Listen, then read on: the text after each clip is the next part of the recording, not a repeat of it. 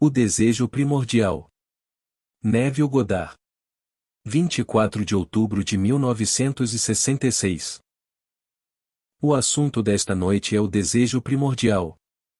Estou tão emocionado que você esteja aqui esta noite. Ouça atentamente o que vou lhe dizer sobre esse desejo primordial.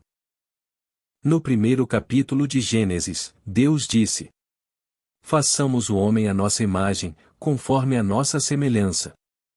Esse é o desejo primordial. E Shakespeare disse: foi-nos ensinado desde o estado primordial que aquele que é, foi desejado até que existisse. Este é o assunto desta noite. Estamos fazendo uma imagem. Paulo nos diz em sua carta aos Colossenses: Cristo, a imagem do Deus invisível, e em sua carta aos Coríntios ele fala de Cristo como a semelhança de Deus, completando o desejo primordial. Então Paulo continua dizendo: meus filhinhos, estou novamente em trabalho de parto, até que Cristo seja formado em vocês.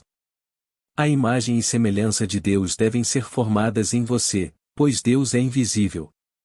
Você nunca saberá quem você é até que o Filho de Deus o identifique como seu Pai, e ele não poderá identificar aquilo que é invisível.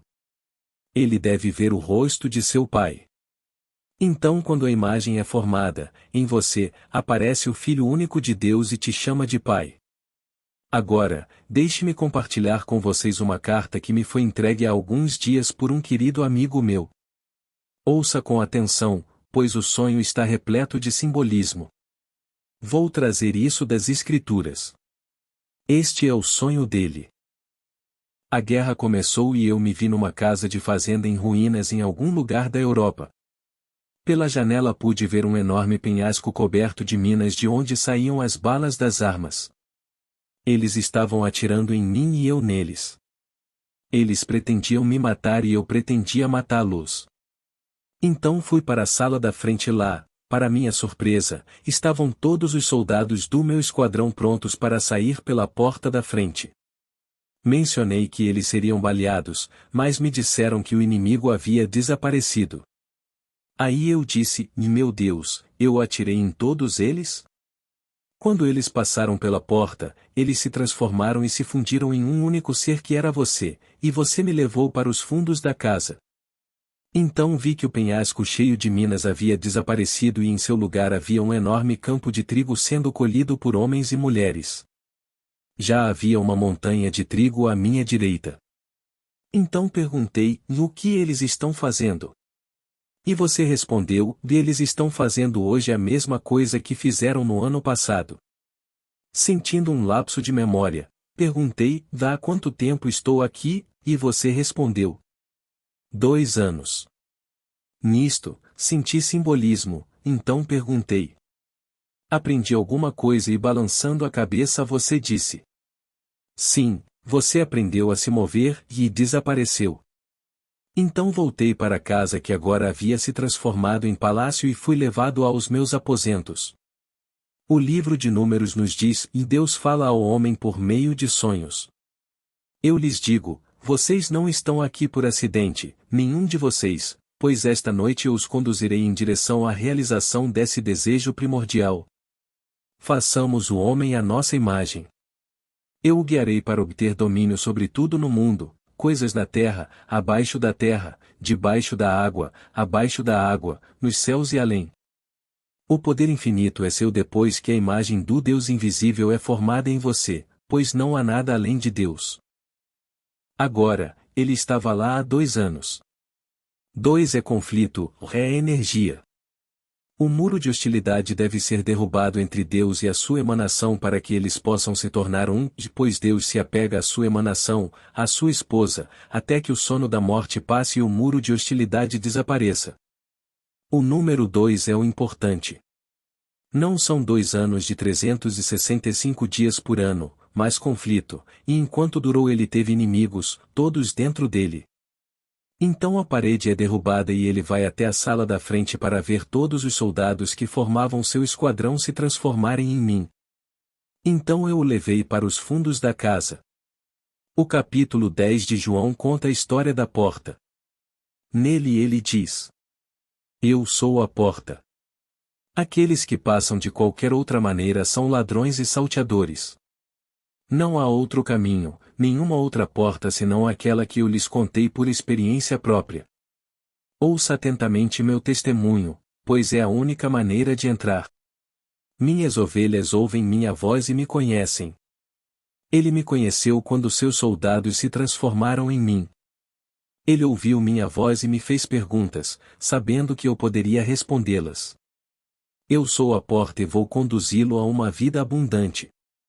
Quando o conflito terminar, eu, que estou falando com você de dentro, chamarei minhas ovelhas pelo nome e levarei você a uma vida mais abundante. Agora a colheita começou e uma montanha de trigo foi colhida. Blake disse: grandes coisas acontecem quando homens e montanhas se encontram, e a única montanha que Blake escalou foi a montanha de seu próprio crânio. O que você está fazendo agora? A mesma coisa que fizeram no ano passado. Isso continua para todo sempre, até que o muro seja derrubado e a divisão entre você e aquele que o está formando à sua imagem não exista mais.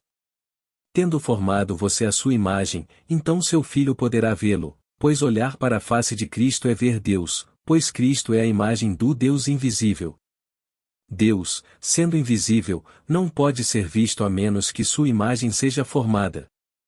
E seu filho não pode encontrá-lo a menos que tenha uma imagem, um rosto e uma forma.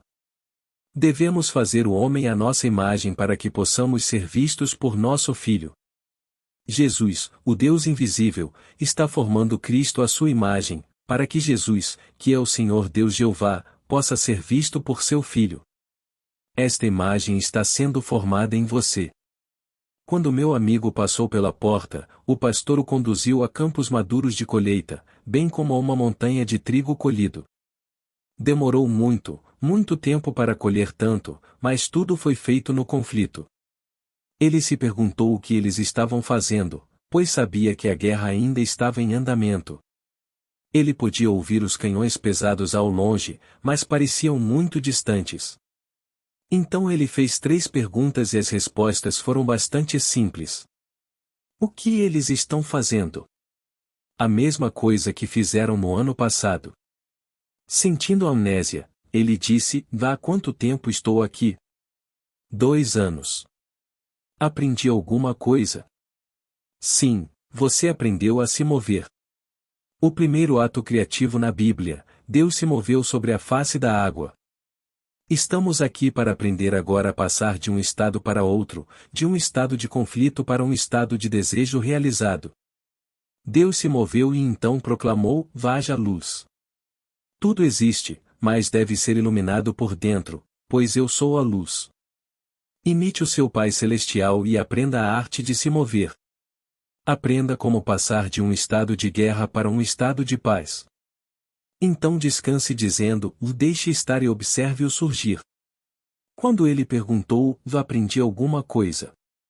Balancei a cabeça e disse: sim, você aprendeu como se mover e disciplinar. Disciplina é simplesmente tornar-se discriminativo. Não importa qual seja o seu desejo, é apenas um estado.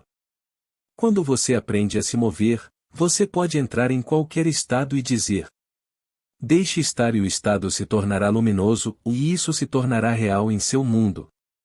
Não posso expressar minha emoção quando recebi sua carta, porque sei quem sou. Sei que fui enviado para guiar minhas ovelhas e conheço todas elas pelo nome. Eles me conhecem e não seguirão nenhum outro pastor, como nos foi dito no capítulo 10 de João. Na mesma carta, meu amigo disse: esta manhã sonhei que estava deitado na cama, e quando senti o topo da minha cabeça, o lado esquerdo estava normal, mas o lado direito estava pelo menos 1 polegada mais alto. Então me lembrei que meu crânio havia sido dividido. Liguei para minha esposa e disse: agora sei por que estou me sentindo assim. Eu quebrei meu crânio. Enquanto me perguntava quanto tempo ficaria no hospital, acordei. Depois acrescentou: nunca me senti tão em paz. Tudo começou no momento em que senti o crânio quebrado. É uma inversão peculiar de sentimento. Em vez de ser um homem sensorial tridimensional, usando um poder quadridimensional, estou agora identificado com um poder tetradimensional usando um homem sensorial tridimensional como instrumento. Eu sei que Blake expressou isso de maneira mais bonita, mas, afinal de contas, parece-me que não é possível dizer, finalmente, para eclodir, ele quebrou o crânio. Se você não conhece Blake, em seu Portões do Paraíso ele diz, finalmente, para eclodir, ele quebra a casca. A concha é o crânio. Mas, como os irmãos despertos, meu amigo sempre termina suas cartas com uma nota humorística. Sempre que os irmãos, esse corpo infinito de homens despertos, falam comigo, eles são sempre bem-humorados. Algumas semanas atrás, meu editor sugeriu pegar vários dos meus livros de capa dura e colocá-los em um livro de capa mole. Concordei e resolvi escrever um último capítulo para ser incorporado ao novo livro. Enquanto pensava nisso, esta noite, eu era com os irmãos, os Elohim, e eles disseram, com bastante humor, mas de uma maneira muito séria: vai escrever seu papel condensado e concentrado. Eles disseram isso no mesmo tom íntimo e brincalhão que meus irmãos terrenos usam quando falam sobre qualquer coisa que eu faça. Então terminei cerca de 6.000 palavras e chamei-o de ressurreição, uma confissão de fé em termos de experiência. Nele eu, como aqueles que falaram comigo, contei minhas próprias experiências. Então, na manhã deste domingo, encontrei-me explicando a palavra de Deus, não de uma plataforma, mas de uma maneira mais íntima, quando tive a oportunidade de olhar para o meu relógio. Não estava no meu braço, mas em uma mesa. É o mesmo relógio que estou usando agora, pois o reconheci e marcou 4 horas e 10 minutos. Continuei falando por pelo menos 1 hora e quando olhei novamente o relógio ainda marcava 4 horas e 10 minutos. Decidindo que o relógio devia ter parado, adormeci mais profundamente e acordei esta manhã na minha cama. Nessa experiência, Deus falou comigo por meio de sonhos. E o que mais se destacou nessa experiência não foi o que eu contei a eles, mas 4 horas e 10 minutos. Agora, na língua hebraica, cada letra tem um valor numérico e também simbólico. A 4ª letra é da letra com valor simbólico de porta. A 10ª letra é Iod e seu valor simbólico é a mão criativa de Deus, a mão do diretor, a mão do Criador. É a primeira letra do nome sagrado de YODRVAVR, que se pronuncia Jeová, que é Jesus. Nesta visão é a última vigília, são 4:10 da manhã. O Salmo 90 nos diz: 1000 anos aos teus olhos são como uma vigília noturna. Existem 6 relógios para um dia de 24 horas. A partir das 6 horas, o relógio vai até as 10, depois das 10 até as 2 e das 2 até as 6, e se repete durante a noite. Eu sabia que era de manhã por causa da atmosfera e da escuridão. Este foi meu último relógio. Eram 4 horas e 10 e eu havia chegado ao ponto de ser a porta e a mão criativa de Deus. Não pode demorar muito até que minha roupa seja removida permanentemente. Então me juntarei àqueles que agora, com humor, me dizem: vai escrever seu artigo condensado e concentrado. E me unirei a esse mesmo corpo que contempla a morte, que é este mundo. Você é informado nas obras de Blake. Eu contemplo as visões do meu sono mortal de 6.000 anos dançando em volta das minhas saias como uma serpente de pedras preciosas e ouro. Eu sei que sou eu mesmo, ó meu divino Criador e Redentor. Se 1000 anos são uma vigília durante a noite, e há 6 vigílias num dia de 24 horas, uma vigília equivale a 1000 anos. E se essa fosse a primeira vigília do dia não seria a porta, mas é a minha última vigília, são 4:10 da manhã. Agora estou desempenhando o papel do poder criativo e da sabedoria de Deus, pois devo trazer aqueles que Ele me deu para uma vida abundante. Eles virão um por um. Chamados pelo nome, eles serão trazidos para o rebanho. Trazido de um conflito de confusão para um campo de colheita dourada. Todos passarão por aquela porta, pois não há outra porta. O desejo primordial, o façamos o homem à nossa imagem, está simplesmente formando no homem uma autoiluminação. Meus filhinhos, por que estou novamente com dores de parto, até que Cristo seja formado em vocês? Deve ser formado. E ele permanecerá em trabalho de parto até que todos que lhe foram dados saiam com a imagem competitiva e perfeita. Então ele os trará para uma vida abundante. O sonho do meu amigo revelou um fato importante: dele havia aprendido a se movimentar. Se, durante o conflito, o homem pudesse apenas mover-se, o conflito deixaria de existir. O primeiro ato criativo de Deus foi mover-se sobre a superfície da água e deixá-la estar. Sabendo que ilumina e revela o estado em que se colocou, Deus se move sobre a face da água. Se, esta noite, você tiver um desejo, ele poderá ser seu se aprender a se mover. Ao longo dos anos tenho tentado mostrar-lhe como se mover, trazendo à sua mente uma cena que implicaria que você está onde deseja estar. Se você já estivesse lá, veria o mundo de forma diferente? Se não o fizesse, então você não se moveu. O movimento só pode ser detectado por uma mudança de posição em relação a outro estado. Se você se move na velocidade da luz e tudo se move com você, você não se moveu. Mas se você permitir se mover em relação a ele, então, ao olhar, poderá haver uma mudança na posição em relação a ele e saber que se moveu. Comece aqui, neste auditório. Observe as fotos nas paredes, o palestrante e o público ao seu redor. Então sinta que está se movendo em direção ao fundo da sala e verá tudo de um ângulo diferente. Agora, seus amigos conhecem suas fraquezas e limitações. Você compartilha seus medos com eles e eles compartilham suas dúvidas com você. O desejo de mover-se e o movimento em si é um movimento interior.